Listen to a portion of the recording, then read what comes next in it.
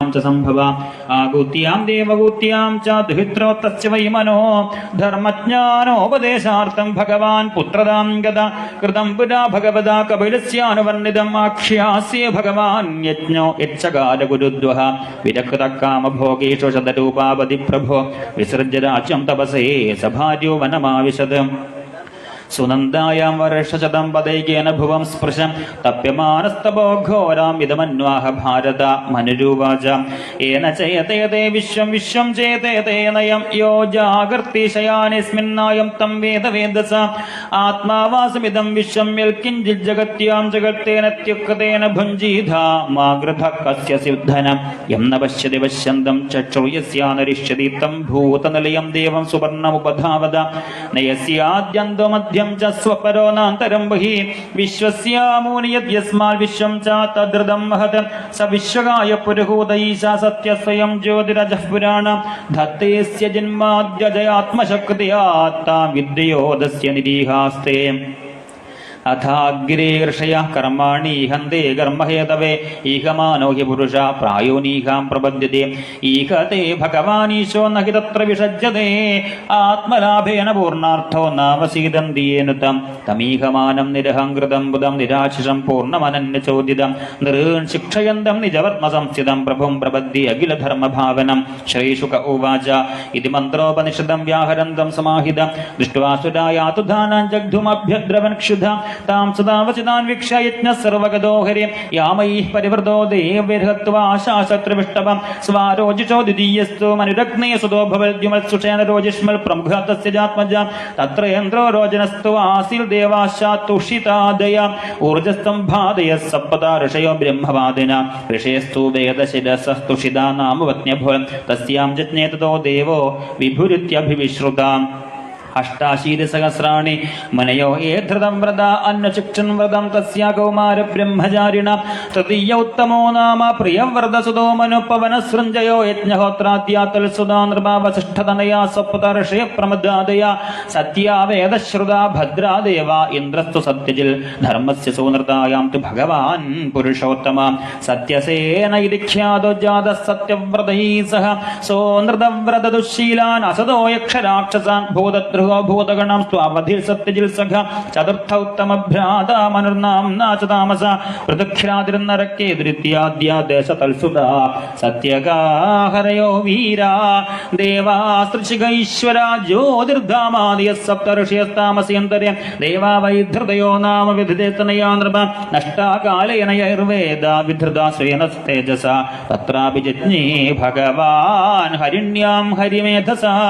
हरिरित्याकृतो येन गजेन्द्रो मोचितो ग्रहाद् राजोवाच बादरायणे दत्ते श्रोतुमिच्छामहे वयं हरिर्यथा गजपतिं ग्राहग्रस्तममोमुज तल्कथासु महल् पुण्यं धन्यं स्वस्तेनं शुभं यत्र यत्रोत्तमश्लोको भगवान् गीयते हरि सूत उवाच परीक्षित एवं सदुबादरायणे प्रायोपविट्टेन कथासु चोदिता उवाच विप्राप्रतिनन्द्यपार्थिवं मुदा मुनीनां सदसि स्म शृण्वतां श्रीहरे नम इति श्रीमद्भागवते महापुराणे पारमहंस संहितायाम् अष्टमस्कन्धे मन्वन्तरार्चते प्रथमोऽध्याय सर्वत्र गोविन्दनाम संकीर्तनं गोविन्द गोविन्द ओं नमो भगवते वासुदेवाय अथ द्वितीयोऽध्याय श्रीशुक उवाच आसीत् गिरिवरो स्त्रीकूट इति विश्रुता क्षीरोदेनावृत श्रीमान् योजनायुधमुच्छ्रुत तावदा विस्तृत पद्यत्रिभिशृङ्गैः पयोनिधिं दिशखं रोचयन्नास्ते रौप्याय सहिरण्मयैः अन्येशिककुभः सर्वरत्नधातुविचित्रते नानाद्रुमलदा गुल्मे निर्घोषे निर्झराम्भसाम् सजावनिज्यमानाङ्घ्रिसमन्ताल्पयोर्मिभिः करोति श्यामलां भूमिः हरिन्मरगदाश्मभिः सिद्धचारणगन्धर्वविद्याधरमहोरगैः किन्नरैरप्सरोभिश्च क्रीडद्भिर्जुष्टगन्धिर यत्र सङ्गीतसन्नादिर्नदिल्गुहममर्षय अभिगर्जन्ति करयश्लाघिनः परसङ्गय नानारण्यपशुव्रातसङ्कुलद्रोण्यलङ्कृता चित्रद्रुमसरोद्यानकळकण्ठविहङ्गम सरिसरोभिरच्छोदैः पुलिनैर्मणिवालुके देवस्त्रीमज्जनामोदसौरभाङ्गु अनिलैर्युध तस्य द्रोण्या भगवत ഭഗവതോ വരുണസ്യ മഹാത്മന ഉദ്യാനം ഋതുമന്നാമ ക്രീഡം സുരയോഷിതം സർവതോലംകൃതം ദിവ്യ നിത്യം പുഷ്പഫലദ്രുമൈ മന്ദാരൈ പാരിജാതിശ പാടല അശോകചമ്പകൈ ശൂദൈ പ്രിയാളൈ പനസൈ രാമ്രൈരാമ്രാതകൈരവേ ക്രമുകൈർനാളികൈരശ്ച ഗർജൂരൈർബീജപൂരകൈ മധുകൈ സാലതാലൈശ്ച തമാലൈരസനാർജുനേ അരിഷ്ടോദുംബരപ്ലക്ഷൈവടൈ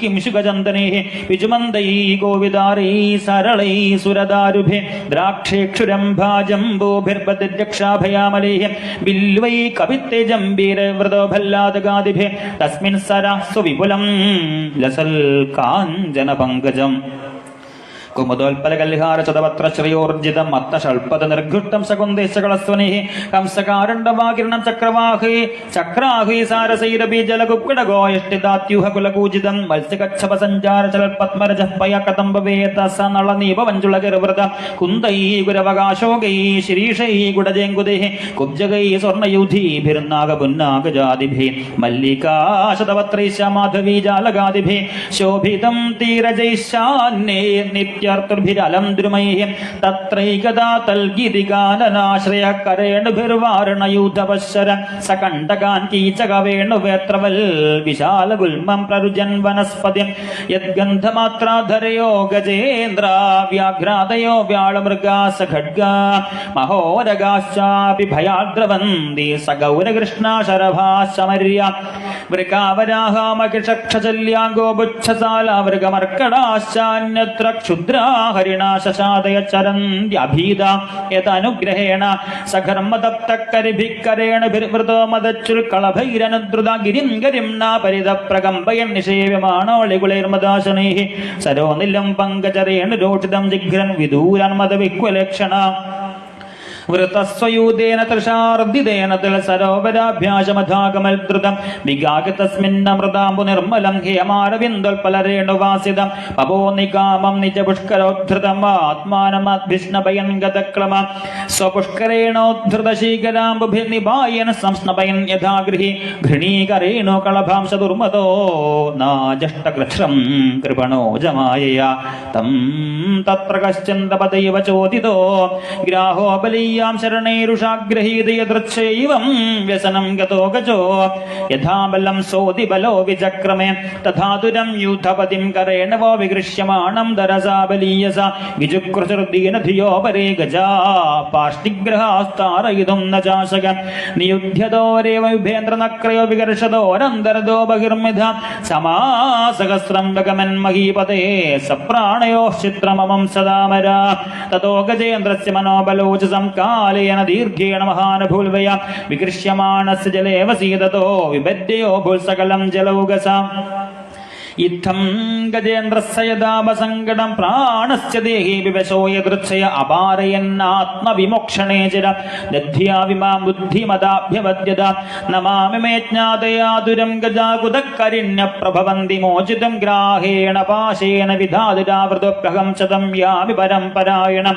യഃ കശ്ചനേശോ ബലിനോന്തഘോരകാൽ പ്രചണ്ഡ വേഗാതപിധാവതോ ഭൃജം ഭീതം പ്രപന്നം പരിപാതിയദ്ഭയാൻ മൃത്യുപ്രധാവത്യർണ തമീമഹേ ശ്രീഹരേ നമൈതി ശ്രീമദ്ഭാഗവതി മഹാപുരാണേ വാരമഹംസ സംഹിതായാം അഷ്ടമസ്കന്ധേ മന്വന്തരാചരതി ഗജേന്ദ്രോപാഖ്യാനേ ദ്വിതീയോധ്യായ. ഗോവിന്ദനാമ സങ്കീർത്തനം ഗോവിന്ദ ഗോവിന്ദ. ഗജേന്ദ്രമോക്ഷമാണ് വായിക്കുന്നത്. കുറച്ചും കൂടി വായിക്കാനുണ്ട്. അടുത്തത് ഒരു ആനയുടെ കഥയാണ്. ഗജേന്ദ്രമോക്ഷം എന്ന് പറഞ്ഞാൽ എന്താ? മനുഷ്യന്റെ കഥയല്ല, ഒരു ആനയുടെ കഥയാണ്. ഈ ആനയുടെ കാലിൽ ഒരു മുതല വന്ന് പിടിക്കുകയാണ്. ആ മുതല വന്ന് പിടിച്ചപ്പോൾ ആനയ്ക്ക് രക്ഷപ്പെടാൻ പറ്റും. അങ്ങനെ മുതലയുടെ പിടിയിൽ നിന്ന് രക്ഷ കിട്ടാതെ ആന വല്ലാതെ ദുരിതം അനുഭവിക്കുന്നു. അങ്ങനെ ആ ദുരിതം അനുഭവിക്കുമ്പോൾ ആനയ്ക്ക് മനസ്സിലാവുകയാണെന്ന് എന്നെ രക്ഷിക്കാൻ ഈ ലോകത്തിൽ ഭഗവാന് മാത്രമേ കഴിയുള്ളൂ. അങ്ങനെ അവിടെ ധാരാളം താമരപ്പൂക്കളുണ്ട്. ആ പൊയ്കയിൽ നിന്ന് ഓരോരോ താമരപ്പൂവ് തൻ്റെ തുമ്പിക്കൈ കൊണ്ട് പറിച്ചെടുത്ത് ഭഗവാനെ അർച്ചിക്കുകയാണ് ആന ചെയ്യുന്നത്. ആ പുഷ്പാർച്ചനയുടെ അവസാനമാണ് ഭഗവാൻ ഗരുഡാരൂഢനായിട്ട് അവിടെ പ്രത്യക്ഷമാവുന്നു. എന്നിട്ട് ആനയെ മോചിപ്പിക്കുന്ന കഥയാണ് വളരെ പ്രസിദ്ധമായിരിക്കുന്ന ഗജേന്ദ്രമോക്ഷം എന്ന് പറയുന്ന കഥ. അപ്പോൾ ആ കഥയാണ് വായിക്കുന്നത്. അതിൽ ആ ഗജേന്ദ്രന്റെ സ്തുതിയാണ് വായിക്കുന്നത്. ഇതെല്ലാം വായിച്ചു കഴിഞ്ഞിട്ട് രാവിലെ നിർത്തുള്ളൂ. ഇത് രാവിലെയാണ് ഗജേന്ദ്രമോക്ഷം വായിക്കുക. ഇത് കഴിഞ്ഞിട്ട് ചായ തരുള്ളൂ എന്നർത്ഥം. നേരം കുറച്ച് വൈകിയാലും ഇത് വായിച്ചിട്ടേ തരുള്ളൂ ചായ തരും. നമുക്ക് വായിക്കാം. സർവത്ര ഗോവിന്ദനാമ സങ്കീർത്തനം ഗോവിന്ദ ഗോവിന്ദ. താമരപ്പൂ കുറച്ചുപേരെ കൂടെ സമർപ്പിച്ചിട്ടുണ്ട്. എല്ലാവർക്കും സമർപ്പിക്കാം. അത് താമരപ്പൂ തീരുന്നത് വരെ ഉണ്ടാവും. കുറച്ച് ഒക്കെ കൊണ്ടുവച്ച് താമരപ്പൂ തീരും. അതുകൊണ്ട് ഇതിനൊക്കെ ചെയ്യാൻ പറ്റും. അപ്പോൾ താല്പര്യമുള്ളവർക്ക് അവിടെ ചെന്ന താമരപ്പൂ കിട്ടും. ഇല്ല താമരപ്പൂവിടെ വളരെ ഭക്തിയോടെ കൊണ്ടുവന്ന് സമർപ്പിക്കും. ഇതിനാണ് ചെയ്യുന്നത്. നമ്മുടെ ഹൃദയമാണ് പരിശുദ്ധമാവേണ്ടത്. ഹൃദയം പരിശുദ്ധമായാൽ ഒരുപാട് രോഗങ്ങളിൽ നിന്ന് നിങ്ങൾക്ക് രക്ഷപ്പെടാം. രോഗം വന്നിട്ട് ചികിത്സിക്കുകയാണോ വേണ്ടത്? ആണോ? ഇപ്പോഴുള്ള ആൾക്കാരൊക്കെ അങ്ങനെയാണ്. രോഗം വന്നാൽ പേടിക്കാനൊന്നും ഇഷ്ടംപോലെ ആശുപത്രിയില്ലേ. പുതിയ സിദ്ധാന്തം. ഇഷ്ടംപോലെ ആശുപത്രിയുണ്ട്. നമുക്ക് രോഗം വന്നാൽ പേടിക്കൊന്നും വേണ്ട, അടിപൊളിയായിട്ട് ജീവിച്ചോളിയെന്ന്. ഇപ്പോഴുള്ള പുതിയ തിയറി ഓഫ് ലിവിങ് ആണ്. എന്താ? നിങ്ങൾ അടിച്ച് പൊളിച്ചുകൊണ്ട് ജീവിക്കും. ഇപ്പൊ സൂക്കേട് വന്നാൽ അത് പേടിക്കാൻ ഇഷ്ടംപോലല്ലേ ആസ്പത്രികൾ. അപ്പൊ അവിടെ പോയിട്ട് ചികിത്സ എടുക്കുക, പൈസ ഉണ്ടല്ലോ കാര്യം. അങ്ങനെയാണ് പുതിയ ഒരു തിങ്കിങ് പാറ്റേൺ. ആ തിങ്കിങ് പാറ്റേൺ അത്ര നന്നല്ല. രോഗം വന്ന് ചികിത്സിക്കുകയല്ല വേണ്ടത്, രോഗം വരാതിരിക്കാനുള്ള മുൻകരുതലുകൾ എടുക്കുകയാണ്. എന്നിട്ടും വന്നാൽ പിന്നെ നമുക്ക് ചികിത്സിക്കും. മുൻകരുതലുകളൊക്കെ എടുത്തു, എന്നിട്ടും വയ്യാണ്ട് അങ്ങനെയാകുമ്പോൾ ഒരു ചികിത്സ ചെയ്യാം. അത്രയേ വേണ്ട. ഏതായാലും ഗജേന്ദ്രമോക്ഷം നമുക്ക് രോഗങ്ങളൊക്കെ മാറ്റി തരുന്ന ഒരു കഥയാണ്. ഇതിലാണ് നമ്മുടെ ഹൃദയം ശുദ്ധമാക്കണം എന്ന് പറയും. ഹൃദയം എങ്ങനെയാ ശുദ്ധമാവുക? നല്ല ആഹാരം കഴിക്കുക, നല്ലത് ചിന്തിക്കുക, നല്ലത് പ്രവർത്തിക്കുക. 3 കാര്യം ചെയ്യുക. ഇതൊന്നും മനുഷ്യന്മാർ ചെയ്യും. ഏതായാലും ഞാനത് വായിക്കാം. ഗജേന്ദ്ര സ്തുതിയാണ് വായിക്കുന്നത്. അതാ തൃതീയോധ്യായ ശ്രീശുകവാച. ഏവം വ്യവസിതോ ബുദ്ധ്യ സമാധായ മനോരഥേ ജിജാപ പരമം ജാപ്യം പ്രാഗ്യന്മന്യശിക്ഷിതം. ഗജേന്ദ്ര ഉവാച. ഓം നമോ ഭഗവതേ തസ്മൈ ഏതച്ചിദാത്മക പുരുഷായാദിബീജായ പരേശായാഭിധീമഹി യസ്മിന്നിദം യദശ്ചേദം യേനേദം യൈദം സ്വയം യോസ്മാത് പരസ്മാത് പര തം പ്രപദ്യേ സ്വയംഭുവം യസ്വാത്മനീതം നിജമായ അർപ്പിതം കുജൽവിഭാഗം കുലഭക്തിരോഹിതം അവിത്തതൽ സാക്ഷിഭയം തദീക്ഷതേ സാത്മമൂലോ ഋമാം പരാത്പര കാലേന പഞ്ചത്വവിദേശു ലോകേഷു പ്രാണേഷു സർവനേദുഷു നമസ്തുദാസേ ഗഹനം ഗഭീരം യസ്തസ്യ വാരേതി വിരാജതേ വിഭോ നയസ്യ ദേവാർഷയം പദം വിദോജന്തം പുനഃപരിഹതിഗന്തമീരിതം യഥാനവസ്യാഗതോർവിജ്യേഷ്ഠതോ ദുരത്യാനക്രമണസമാവതോ വിദക്ഷമോ യസ്യ പദം സുമംഗളം വിമുക്തസഞ്ജാമനയ സുസാധവായ ചരന്തി ലോകവർദ്ധമകരണം മനേ ഭൂതാത്മഭൂതാസൂതസമേതി ന വിദ്യതേ യസ്യ ജന്മകർമ്മമാമനാമരൂപേ ഗുണദോഷേവമാധാനി ലോകാപേ സംഭവായ സ്വമായ തന്യനുകാലമുച്ഛതി തസ്മൈ നമ പരേശായ ബ്രഹ്മണേ അനന്തശക്തയെ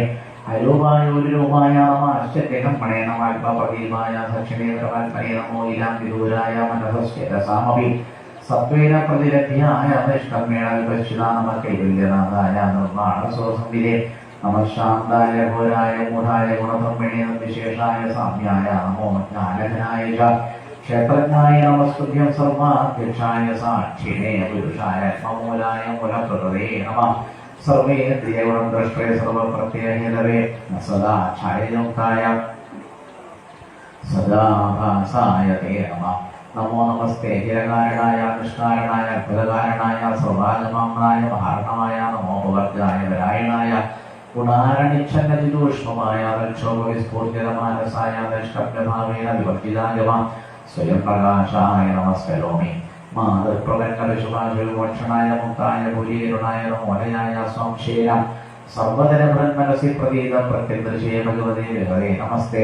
ആത്മാത്മജാതദേഹവിത്തജനേഷു സക്തേ ദുഷ്പ്രാപണായ ഗുണസങ്കൽപർജിതായ മുക്താത്മവിസ്ഹൃദയേ പരിഭാവിതായ ജ്ഞാനാത്മനേ ഭഗവതേ നമ. ഈശ്വരായ യം ധർമ്മകാമാർത്ഥവിമുക്തികാമാപര്യന്തയിഷ്ടാംഗതിമാപ്നുവന്തി കിം ത്വാശിശോരാത്യവിദേഹമഭയം കരോതുമേധപ്രദയോ വിമോക്ഷണം ഏകാന്തിനോ യസ്യനമഞ്ജനാർത്ഥം വാഞ്ചന്തി യേവേ ഭഗവത്വമന്ന അത്യത്ഭുതം പ്രചരിതം സുമംഗളം ഗായന്ത ആനന്ദസമുദ്രമഗ്ര തമക്ഷരം ബ്രഹ്മപരമ്പരേശമകീർത്തമധ്യാത്മ്യയോഗം ബ്രഹ്മതീന്ദ്രിയം സൂക്ഷ്മമിവാദിദൂരമനന്തമാദ്യന്തരിപൂർണമീഡേ യസ്യ ബ്രഹ്മാദയോ ദേവായ ലോകാശ്ചരാചരാനാമരൂപവേദേന ഭംഗ്യാജകലയാകൃത യഥാക്ഷുഷൗപ്നെ സ്വയകൃതപസ്വയോ നിര്യാസകൾ സ്വരോജിഷ തഥായതോയം കുളസത്രമാഹോ തിരുമനക്കാണ്ടി ശരീരസഭ്യ സവേനോ വാസനോൽപശരീരേന്ദ്ര സ്ത്രീ ഷഡ്ഡോതമാന്തോ നായം കുടകർമ്മ സംജ്ഞാസം നിഷേധശേഷോ ചേതാരശേഷ ഈ വിഷേനാമിഹാമയാഗിമന്ത്രം ബഹിഷ്ഠാവതയഭയോന്യ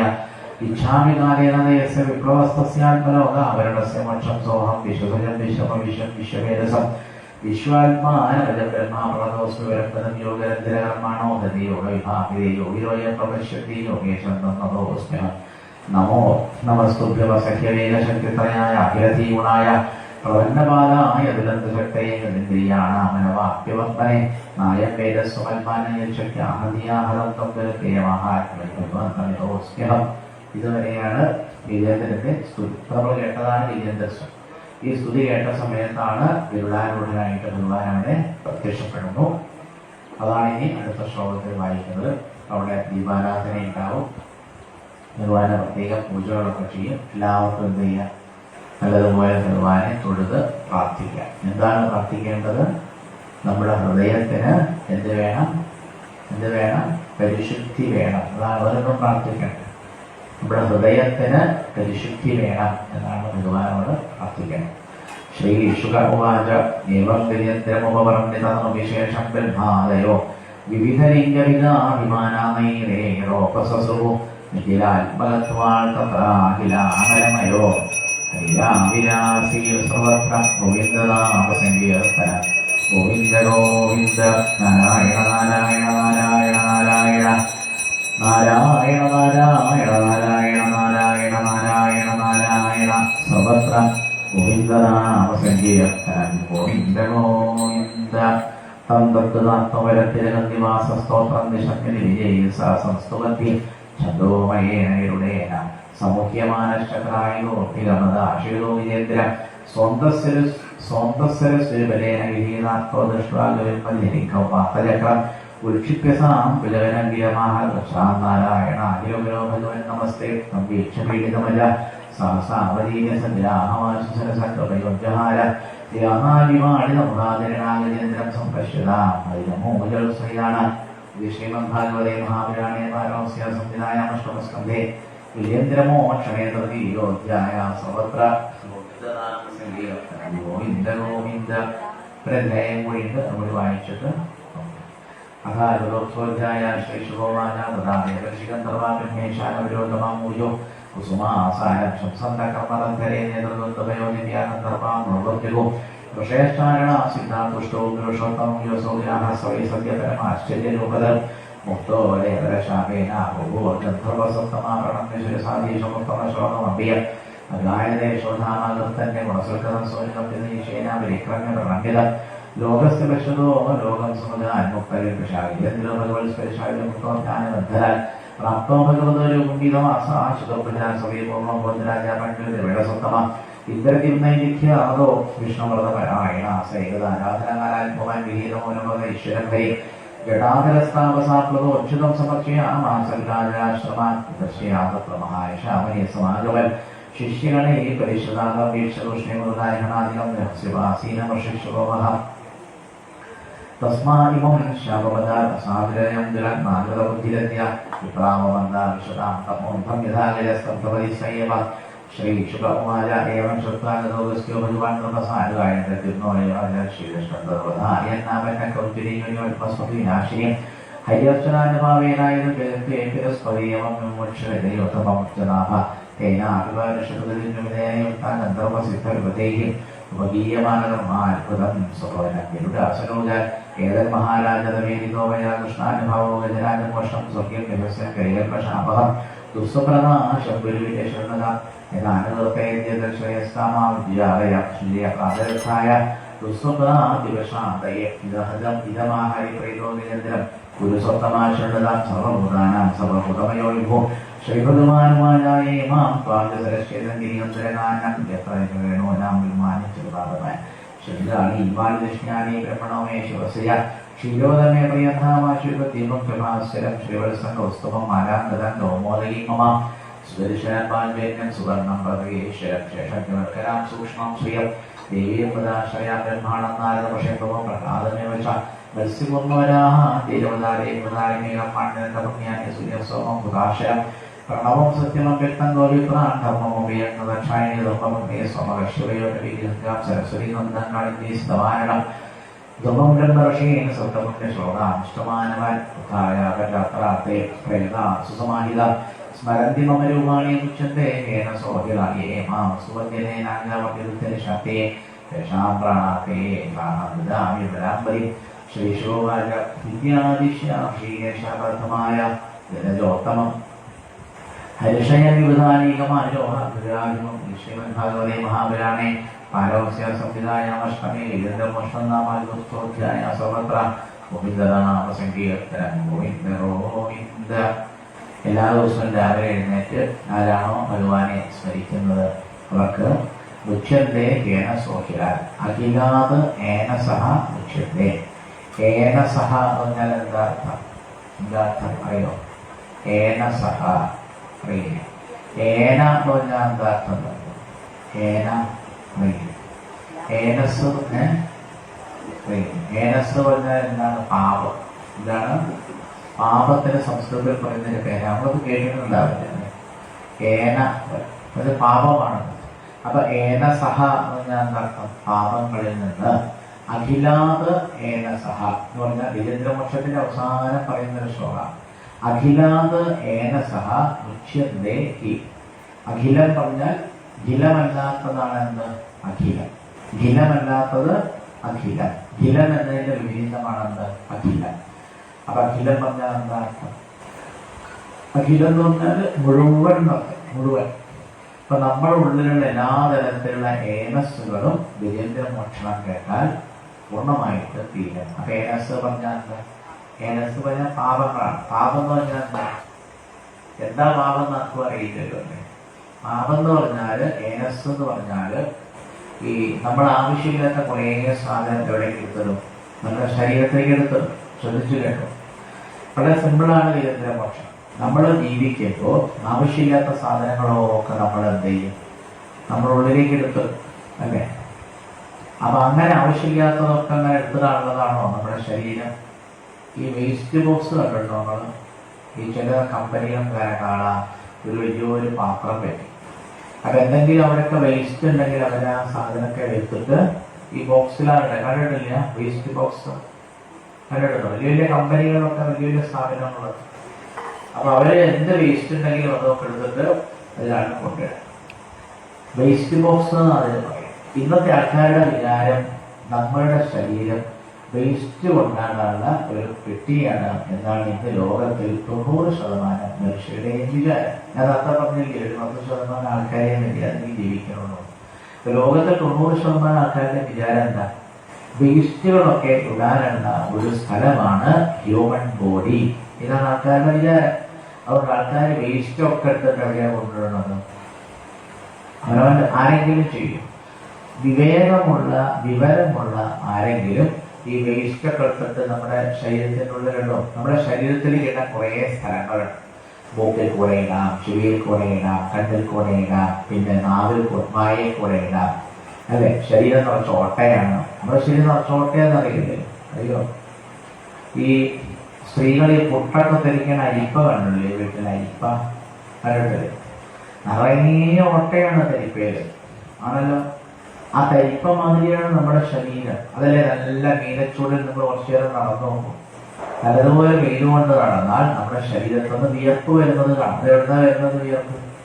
നമ്മുടെ ശരീരം അരിപ്പയാണ്. വളരെ ഓട്ടകളാണല്ലേ. അപ്പൊ ഈ ഓട്ടകളിൽ കൂടെ ഒക്കെ പലതും പുറത്തേക്ക് വരും. അപ്പൊ നമുക്ക് ഈ ഓട്ട വഴി അകത്തേക്ക് ഇടാൻ പറ്റും. എല്ലാ ഓട്ട വഴി നമുക്ക് എന്ത് ചെയ്യാം? സാധനങ്ങൾ അകത്തേക്ക് കയറ്റാം. അപ്പൊ ഇന്ന് ലോകത്തിൽ മനുഷ്യൻ ചെയ്യുന്നതൊക്കെ നമ്മുടെ ശരീരത്തിലുള്ള കണ്ണ്, മൂക്ക്, നാവ്, തൊക്ക്, ചെവി ഇങ്ങനെയുള്ള എല്ലാ ദ്വാരങ്ങളിൽ കൂടെയും വേസ്റ്റൊക്കെ എടുത്തിട്ട് ഇതിൻ്റെ ഉള്ളിലേക്ക് ഇടുകയാണ്. ഞാൻ പറഞ്ഞത് വിവരമുള്ള ആരെങ്കിലും ചെയ്യുമോ എന്ന് ഞാൻ ചോദിക്കാനുള്ള കാരണം, വിവേകമുള്ളവർ ലോകത്തിൽ കുറച്ച് ആൾക്കാരായിരുന്നു. വിവേകമുള്ള ആരും എന്ത് ചെയ്യില്ല. അപ്പൊ നമ്മൾ നടന്നു തരുമ്പോൾ കുറെ വേസ്റ്റൊക്കെ എടുത്ത് തിന്നോ? തിന്നും?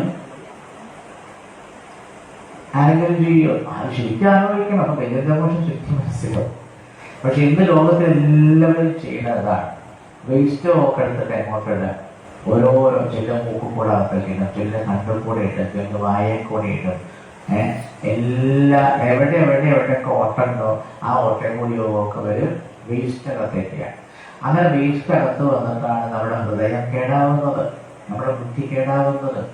There is no other reason.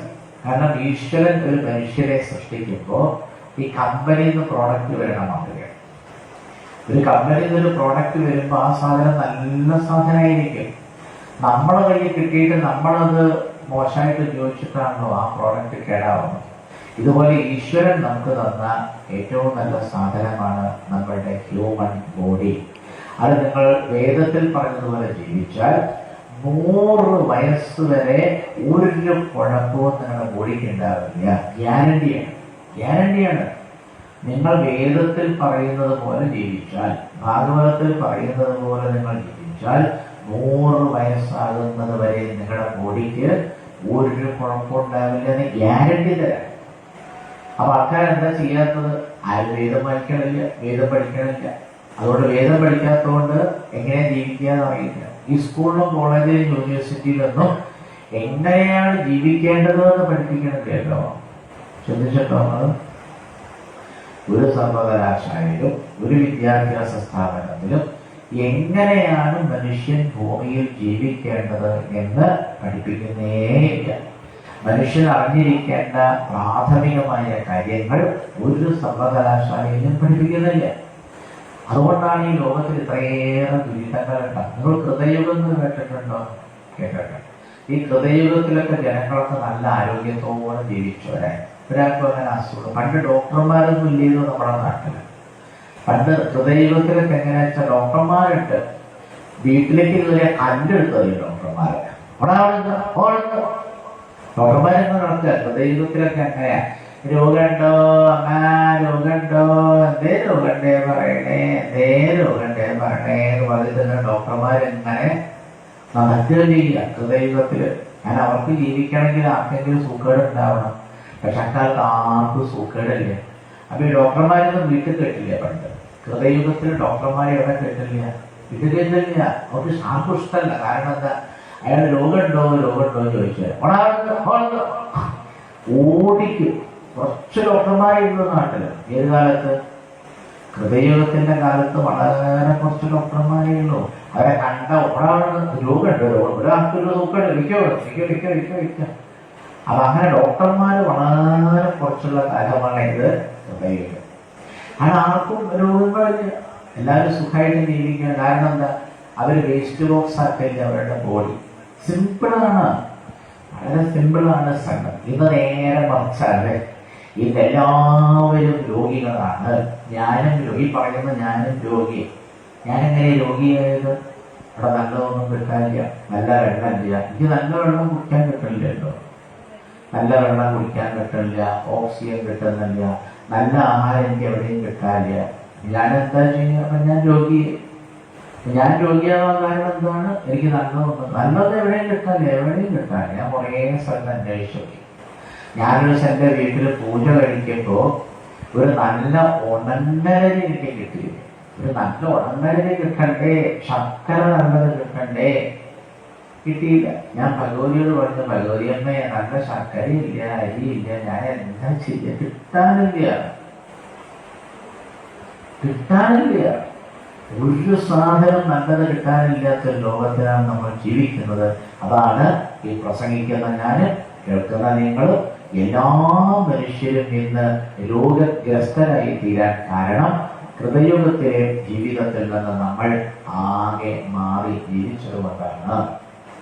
ഗജേന്ദ്രമോക്ഷം എന്താ പറയണത്? ഗജേന്ദ്രമോക്ഷം പറയുന്നു, സ്മരന്തി മമ രൂപാണി മുഖ്യന്തേ ഏനസോഹ. ഇതൊരു ആനയുടെ കഥയാണല്ലേ. ഒരാനെ ചുരുക്കി പറയാൻ നിർത്താം. ഒരാനയുടെയും മുതലയുടെയും കഥയാണ്. മുതല വന്നിട്ട് ആനയുടെ കാല് പിടിച്ചു. ആന എന്തിനാ അവിടെ വന്നത്? ദാഹിച്ചിട്ട് വന്നതാണ്.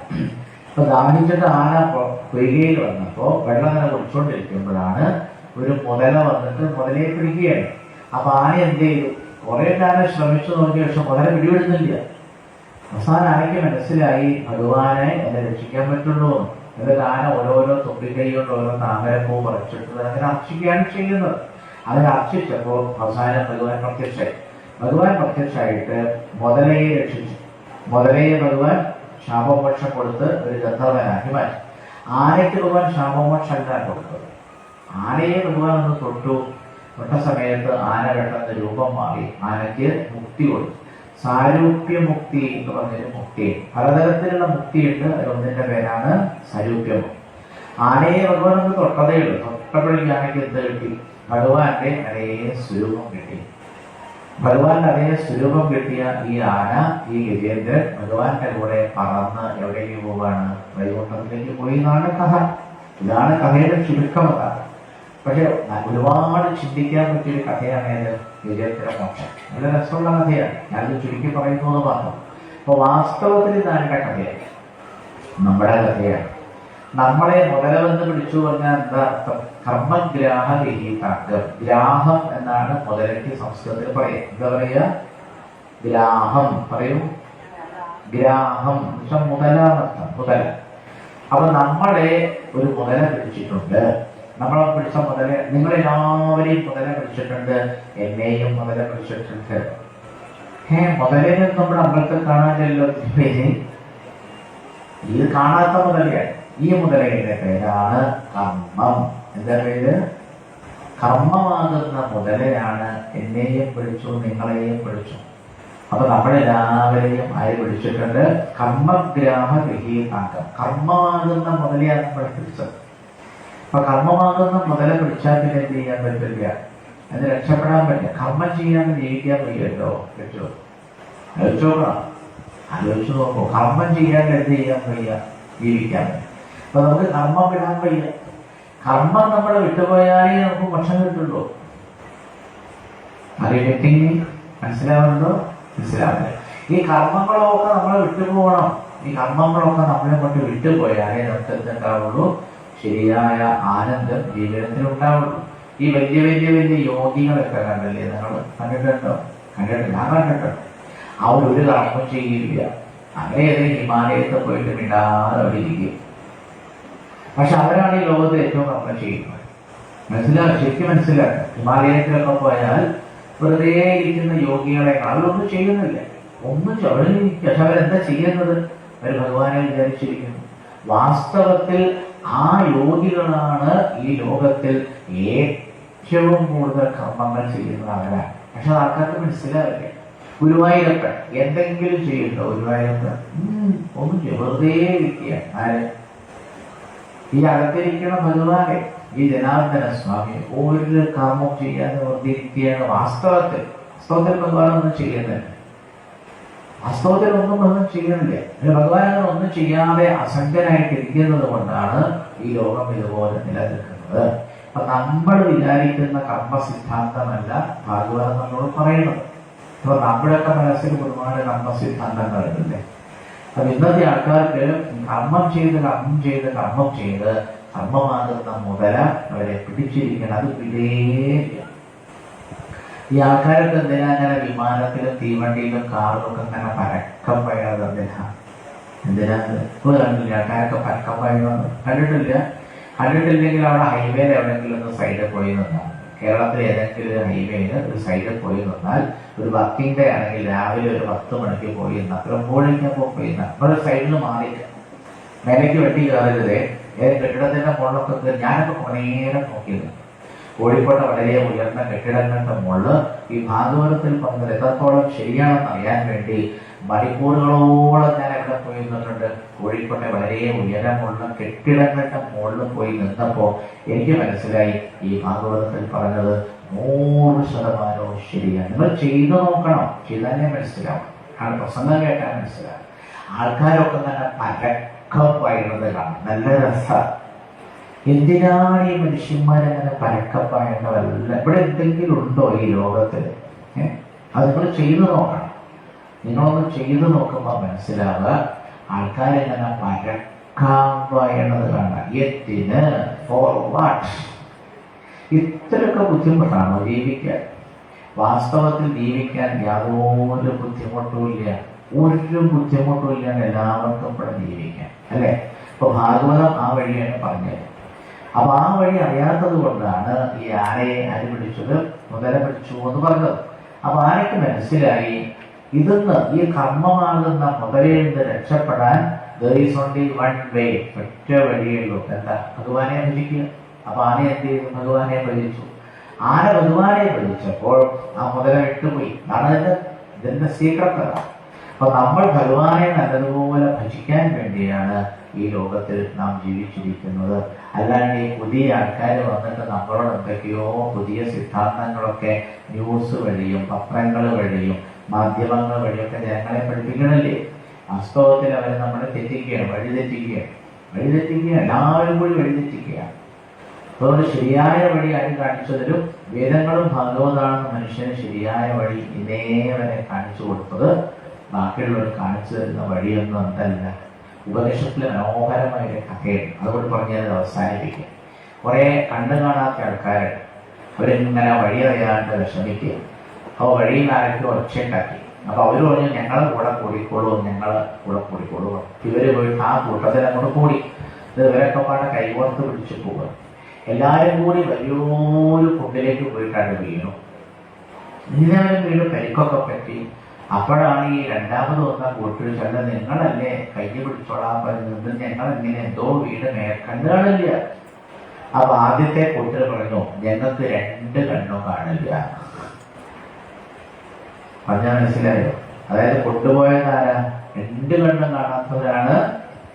കുറെ പേര് പറഞ്ഞു ഞങ്ങൾക്ക് വഴി കാണിച്ചല്ലോ. അപ്പൊ 2 കണ്ണ്, 1 കണ്ണ് കണ്ടാൽ തൽക്കളല്ല, 2 കണ്ണും കാണാത്തവരെ ചെറിയ അന്ധന്മാരെന്നോ.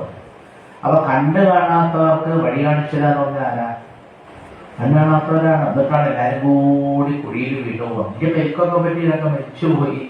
ഈ കഥ നിങ്ങൾ ഒരിക്കലും മറക്കരുത്.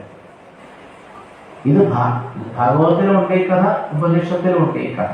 കണ്ണ് കാണാത്തവരാണ് കണ്ണ് കാണാത്തവരെ നേർവഴിക്ക് നയിക്കാൻ വേണ്ടി ശ്രമിക്കുന്നത്. ഇതെന്തൊരു വിചിത്രമാണ്. ഇത് ലോകത്തിന്റെ ഒരു സ്വഭാവമാണ്. നമ്മളെ നയിക്കുന്നവർക്ക് എന്തില്ല. അപ്പൊ നമ്മളോട് പലരും പറഞ്ഞില്ലേ ഞങ്ങൾ പറഞ്ഞ വഴിക്ക് പോന്നോളൂ, നിങ്ങൾക്ക് ജീവിത വിജയം സുനിശ്ചിതമാണെന്നൊക്കെ പറഞ്ഞ് നമ്മളെ വഴി കാണിക്കാൻ വേണ്ടി വരുന്ന ആൾക്കാരൊക്കെ വാസ്തവത്തിൽ they are blind. അവർക്ക് കണ്ണു കാണില്ല. ഈ കണ്ണു കാണാത്ത ആൾക്കാരാണ് ബാക്കിയുള്ള ആൾക്കാരെ എങ്ങോട്ട് കൊണ്ടുപോകുന്നത്. നമുക്ക് വഴി അറിയാനായിട്ടാണല്ലോ നമ്മൾ വഴി ചോദിക്കുന്നത്. പക്ഷെ നമ്മൾ ആരോടാണോ വഴി ചോദിക്കുന്നത് അവരൊന്നും അറിയില്ല. ഈ ഡസൻ്റെ വേ ഒരു വഴി അറിയില്ല. എന്നിട്ട് എല്ലാവരും കൂടി പോയിട്ട് എവിടെ വീഴുകയാണ്? കുഴിയിൽ വീഴും. അതാണ് ലോകത്തിൽ എന്നും സംഭവിക്കുന്നത്. ദിവസേന പത്രം വായിച്ചാൽ കാണാം, ഞാൻ പത്രം വായിച്ചു, ആയിരക്കണക്കിന് ആൾക്കാരുണ്ട് കുഴിയിൽ കൊണ്ടുനടക്കും. ഇന്നലെ ഞാൻ പത്രം വായിച്ചപ്പോൾ ഞാൻ കുറച്ച് വായിച്ചിട്ടുണ്ട്. ടി വിയിൽ ന്യൂസ് ചെയ്യാൻ ഇടയ്ക്ക് കാണും, വല്ലപ്പോഴേ കാണാറുണ്ട്. ഇപ്പൊ ടി വിയിലെ ന്യൂസ് കാണുമ്പോൾ മനസ്സിലായി ആയിരക്കണക്കിന് ആൾക്കാരാണ് വലിയ വലിയ വലിയ പടുകുഴിയിൽ വീട് പോവുകയാണ്. വേറൊരു ന്യൂസും നമുക്ക് കേൾക്കാനില്ല. നിങ്ങൾ ശ്രദ്ധിക്കാനായിട്ടാണ് എല്ലാ ന്യൂസുകളും എന്താ പറയുന്നത്? ആൾക്കാർ കുഴിയിൽ വീണ കഥയാണ്. എത്രയോ പേര് കൂട്ടമായിട്ടും 5-6 ആൾക്കാരായിട്ടും ദിവസേന ഒരിക്കലും രക്ഷപ്പെടാൻ പറ്റാത്ത രീതിയിൽ അഗാധമായ പടുകുഴികളിൽ വീണു പോകുന്ന കഥകൾക്കാണ് നമ്മൾ ന്യൂസ് എന്ന് പറയുന്നത്. കലിയുഗത്തിന്റെ പ്രത്യേകതയാണ്. അപ്പൊ നമുക്ക് വേണ്ടത് എന്താ? നമുക്ക് വേണ്ടത് ശരിയായ കാഴ്ചയുള്ള ആൾക്കാരെ വേണ്ടേ? നല്ല കാഴ്ചയുള്ള ആൾക്കാരായിരിക്കണം. അവർക്ക് കൃത്യമായ വഴി അറിഞ്ഞിരിക്കണം. അപ്പൊ നല്ല കാഴ്ചയുള്ള കൃത്യമായി വഴി അറിയുന്ന വിദഗ്ധന്മാരായ ആൾക്കാരുടെ കൂടെ പോയാൽ നമ്മൾ ഒരിക്കലും എന്താവില്ല, അധപ്പതിക്കുകയില്ല. അവരുടെ പേരാണ് മഹാത്മാക്കൾ. എന്താ പേര്? മഹാത്മാക്കൾ. ഇംഗ്ലീഷിൽ എന്താ പറയുക? ഹോളി പീപ്പിൾ എന്നൊക്കെ പറയും. അപ്പൊ അങ്ങനെയുള്ള മഹാത്മാക്കൾ എന്ന് പറയുന്ന വഴിയിൽ കൂടെ സഞ്ചരിക്കുക. നമ്മൾ ഒരിക്കലും അധപ്പതിക്കുകയില്ല. ഇതാണ് വിജേന്ദ്ര മോക്ഷത്തിന്റെ സാരം. ഇപ്പൊ ഞാൻ പറഞ്ഞത് എന്തായാലും നമ്മൾ പറഞ്ഞിട്ടേ രാവിലെ ചായക്ക് നിർത്തുള്ളൂ എന്ന് പറഞ്ഞു. കാരണം ഇപ്പോഴാണിത് പറയേണ്ടത്. അപ്പോൾ ബാക്കി നമുക്ക് വന്നിട്ട് പറയാം. ഇനി മലയാളി മഥനം മുതലായ കഥകളൊക്കെയാണ് ഒരുപാട് കഥകളുണ്ട്. വാമനാവതാരം, നിറയെ കഥകളാണ്. എല്ലാം നല്ല നല്ല കഥകളാണ്. നമ്മളെ ഇരുത്തി ചിന്തിപ്പിക്കുന്ന കഥകളാണ് ഭാഗവതത്തിലെ കഥകളൊക്കെ. ഇപ്പൊ നമ്മൾ പോയിട്ട് ചായ കഴിച്ചു, ഒരു കഴിയുമ്പോൾ വേഗം ഭക്ഷണം കഴിച്ചു, അരമണിക്കൂറൊക്കെ പോലെ മതി. പിന്നെ ഇവിടെ ത്രിമധുര ഉണ്ടാവും. ത്രിമധുരാണെങ്കിൽ ഒരാൾ ഇതുവരെ കൊടുക്കാത്ത ഒരാൾ ത്രിമധുരം കൊടുക്കും. ഇതുവരെ ത്രിമധുരം കൊടുക്കാത്ത ആരെ ഉണ്ടാവും? ആരെങ്കിലും നടന്നില്ല, ആര് വരും? ആരെങ്കിലും നടന്നത്